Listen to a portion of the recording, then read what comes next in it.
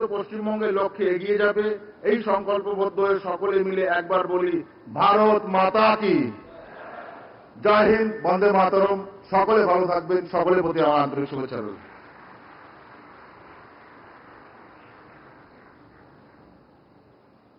बहुत बहुत धन्यवाद स्वागत भाषण के लिए। हमारे यशस्वी प्रधानमंत्री श्री नरेंद्र मोदी जी अपने दूरदर्शिता और मार्गदर्शन से हमारे देश को एक नया आयाम दिया है। अब आ रहा है उस अहम पल जिसका हम सबको बेसब्री से इंतजार है। देश बढ़ रही है खुशहाली और उन्नति की ओर और इसी से बनेगा आत्मनिर्भर भारत, विकसित पश्चिम बंगाल। माननीय प्रधानमंत्री श्री नरेंद्र मोदी जी के मार्गदर्शन से पश्चिम बंगाल को 15,000 करोड़ से अधिक का विकास परियोजनाओं की सौगात, ऊर्जा, सड़क और रेल में राज्य को होगा प्रभुत्व लाभ। अभी मैं माननीय प्रधानमंत्री जी से सादर अनुरोध करती हूं कि वो कृपया अपने कर कमलों से रिमोट का बटन दबा के देश के विविध विकास प्रकल्पों का शिलान्यास करें, उद्घाटन करें और देश को अर्पण करें।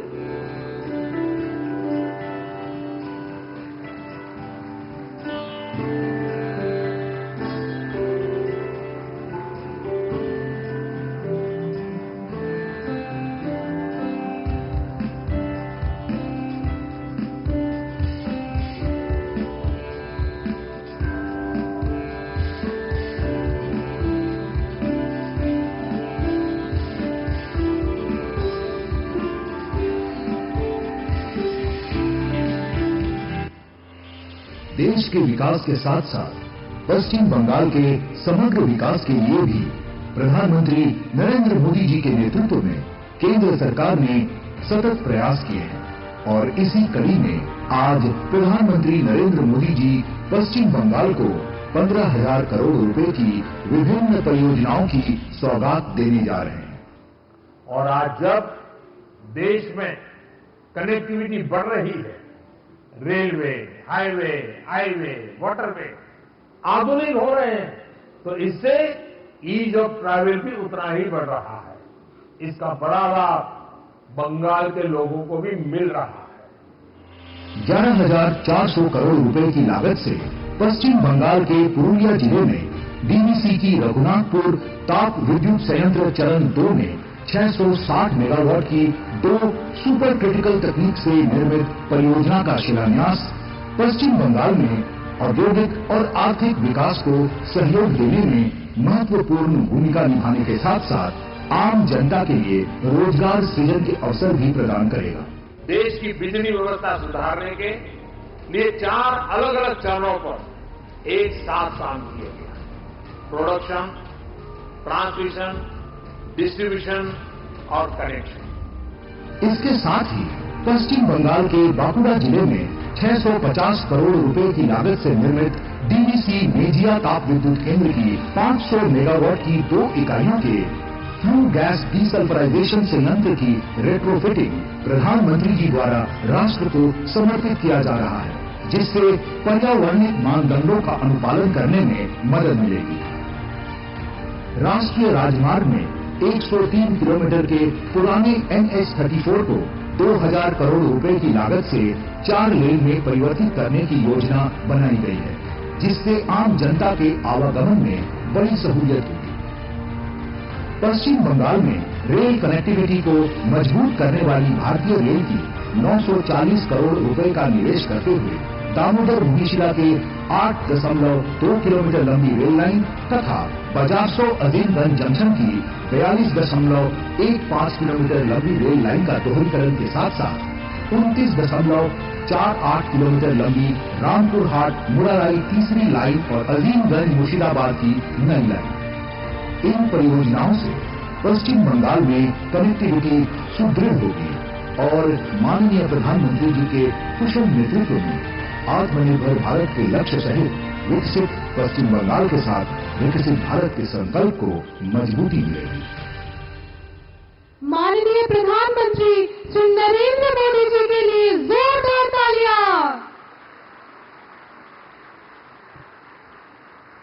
आज हमारे लिए स्वर्णमय क्षण है, क्योंकि हमारे देश के यशस्वी प्रधानमंत्री श्री नरेंद्र मोदी जी हमारे बीच उपस्थित हैं और अपने प्रिय विचारों से हम सभी का मार्गदर्शन करने के लिए हम उन्हें मंच पर आमंत्रित करने की प्रतीक्षा कर रहे हैं। मैं यशस्वी एवं तपस्वी प्रधानमंत्री श्री नरेंद्र मोदी से विनम्र निवेदन करती हूं कि वो हमें अपने शब्दों से आलोकित करें। पश्चिम बंगाल के राज्यपाल सीवी आनंद बोस जी,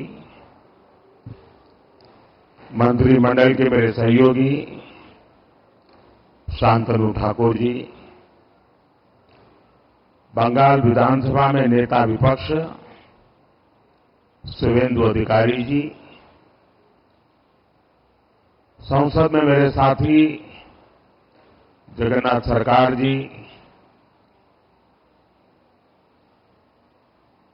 राज्य सरकार के मंत्री महोदय, अन्य महानुभाव, देवी और सज्जनों, आज पश्चिम बंगाल के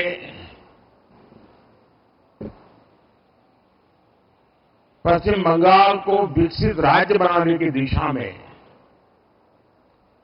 हम एक और कदम उठा रहे हैं। अभी कल ही मैं आरामबाग में बंगाल की सेवा के लिए उपस्थित था। वहां से मैंने करीब 7,000 करोड़ रुपए, 7,000 करोड़ रुपीस इसकी विकास परियोजनाओं का लोकार्पण और शिलान्यास किया। इनमें रेलवे, पोर्ट, पेट्रोलियम से जुड़ी कई बड़ी योजनाएं थी और आज एक बार फिर मुझे करीब 15,000 करोड़ रुपए, 15,000 करोड़ रुपीस उसके विकास कार्यों के लोकार्पण और शिलान्यास का सौभाग्य मिला है। बिजली, सड़क, रेल की बेहतर सुविधाएं बंगाल के मेरे भाई बहनों के जीवन को भी आसान बनाएगी। इन विकास कार्यों से पश्चिम बंगाल के आर्थिक विकास को गति मिलेगी। इनसे युवाओं के लिए रोजगार के नए अवसर भी पैदा होंगे। मैं आप सभी को इस अवसर पर बधाई देता हूं, शुभकामनाएं देता हूं। साथियों, आधुनिक दौर में विकास की गाड़ी को रफ्तार देने के लिए बिजली बहुत बड़ी जरूरत होती है। किसी भी राज्य की इंडस्ट्री हो, आधुनिक रेल सुविधाएं हो या आधुनिक टेक्नोलॉजी से जुड़ी हमारी रोजमर्रा की जिंदगी हो, बिजली की किल्लत में कोई भी राज्य, कोई भी देश विकास नहीं कर सकता।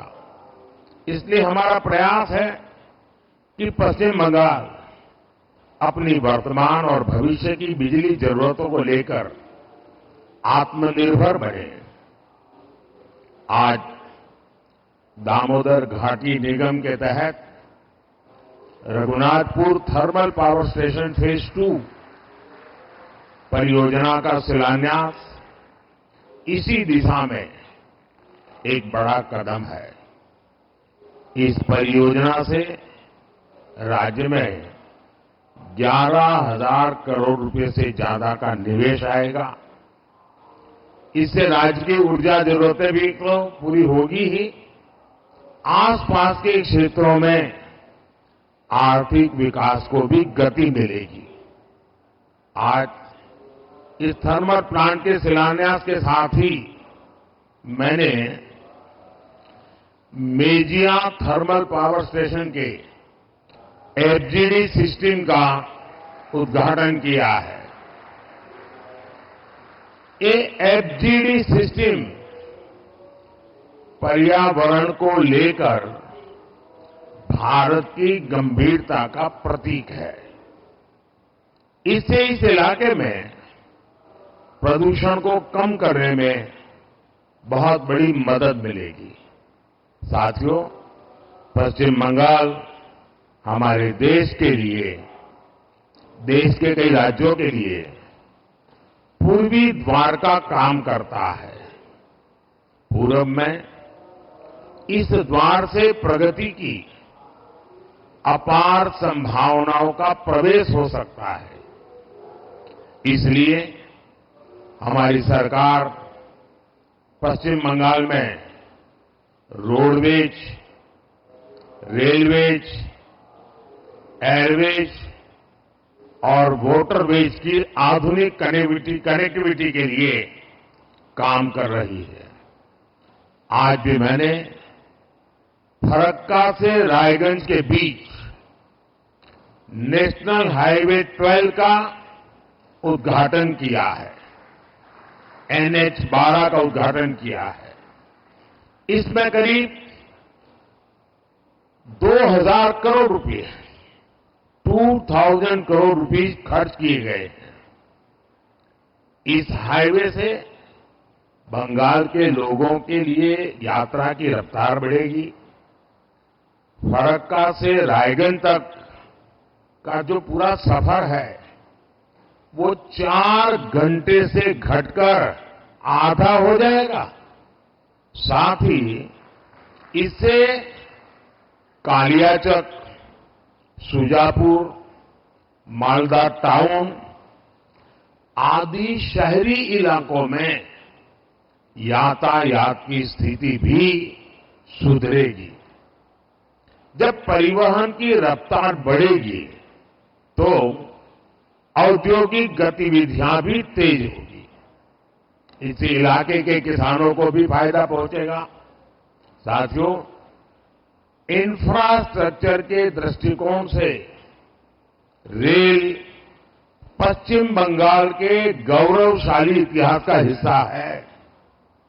लेकिन इतिहास की जो बढ़त बंगाल को हासिल थी, आजादी के बाद उसे सही ढंग से आगे नहीं बढ़ाया गया। यही कारण है कि तमाम संभावनाओं के बावजूद बंगाल पीछे छूटता गया। पिछले 10 वर्षों में हमने उस खाई को पाटने के लिए यहां के रेल इंफ्रास्ट्रक्चर पर बहुत जोर दिया है।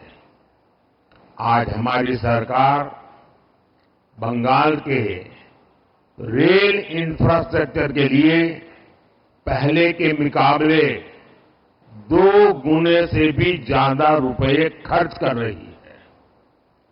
आज भी मैं यहां एक साथ भारत सरकार की 4 रेल परियोजनाओं को बंगाल को समर्पित कर रहा हूं। ये सभी विकास कार्य आधुनिक और विकसित बंगाल के हमारे सपनों को पूरा करने में अहम भूमिका निभाएंगे।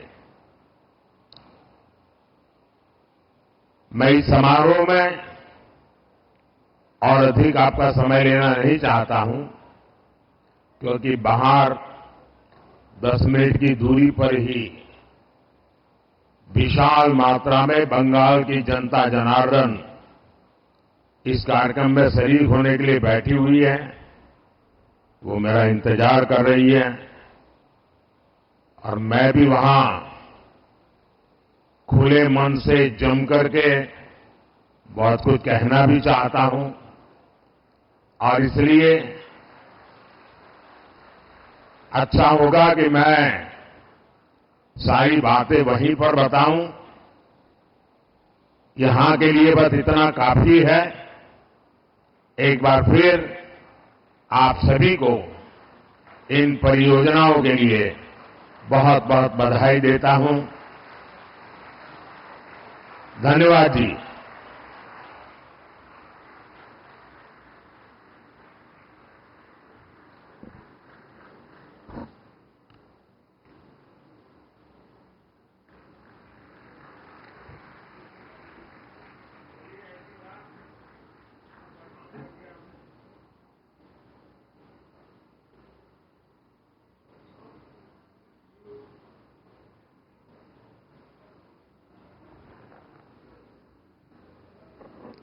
बहुत बहुत धन्यवाद माननीय प्रधानमंत्री श्री नरेंद्र मोदी जी का। और इसी के साथ हम अपना कार्यक्रम यहीं समाप्त करते हैं। सभी को हार्दिक धन्यवाद। तो प्रधानमंत्री का ये पश्चिम बंगाल दौरे का दूसरा और अंतिम दिन